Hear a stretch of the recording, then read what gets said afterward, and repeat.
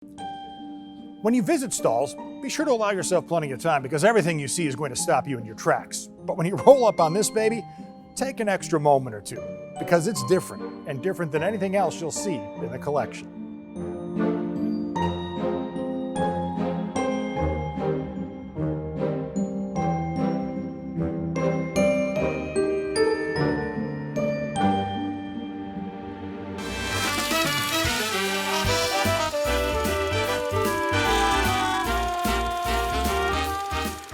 A world of wonder, where fantastical music machines provide the soundtrack for a tantalizing stroll through history. Vintage automobiles and memorabilia stimulate the senses around every chromed curve and corner. This is Inside Stahl's.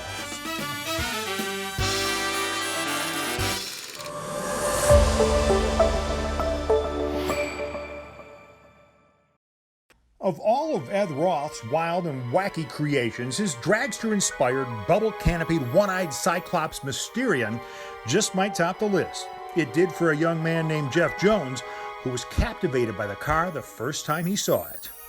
My obsession with that car began in the very beginning when Ed Roth was building his fantastic plastic cars. I was 13 or 14 years old, and Rod and Custom had just come out with a couple of teaser articles on the building of the car with Ed Roth all covered in plaster and being the crazy guy he always is, and I was just hooked. Tom Wolfe described Roth as the Salvador Dali of hot rod. And in many ways, that's what Roth was, an artist that happened to use the automobile as his canvas.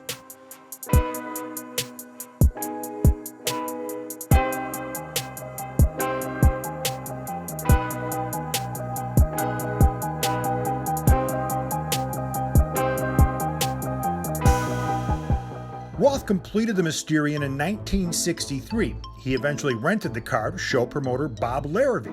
During its travels to various events around the country, Larrabee eventually discovered a crack in the frame. Roth asked for the car back, minus the front and rear axles, and expected payment for the damage. He never got the car, nor the payment, and the whereabouts of the Mysterion became a mystery. I fell in love with the car. When it disappeared 2 or 3 years later, I was heartbroken. As the story goes, the Mysterion changed hands a couple of times before it was eventually scrapped and sold off in parts. The car no longer existed, but Jeff Jones's dreams did.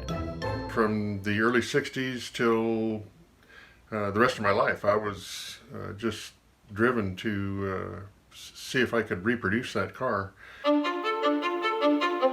Jones would have to start from scratch. He created a 1/8 inch scale model that he used to painstakingly duplicate the Mysterion's dimensions. He researched and recreated Roth's building methods right down to the plaster molds and exact fiberglass used on the original. And then about 2013, I said, okay, let's do the real thing. And I just took off and got obsessed with doing the thing as close to perfect as possible with the meager information that was available on this car because it didn't exist very long. The original Mysterion was equipped with a pair of 1950 Oldsmobile V8s. Those were eventually swapped out for a pair of Thunderbird 350s. And while the original frame was made of steel, it wasn't thick enough to withstand the weight of both motors, and eventually the frame cracked. So in Jones' recreation, he once again replaced both motors, but only one is operational. The other happens to be hollow. Obsession may not fully describe what was required to pull off Jones' tribute to Roth. Right down to every hair of the fur-lined interior, it's every bit the work of art Roth intended.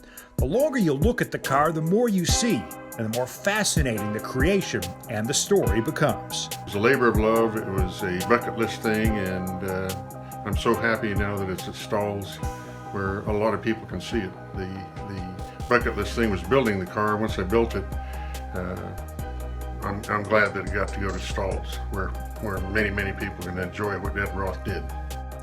Roth's creations and his rat-fink character endure to this day because they defined an era of hot rodding excess, free thinking, and counterculture. Weird, odd, and different in all the right ways, the Mysterion remains a showstopper to this day.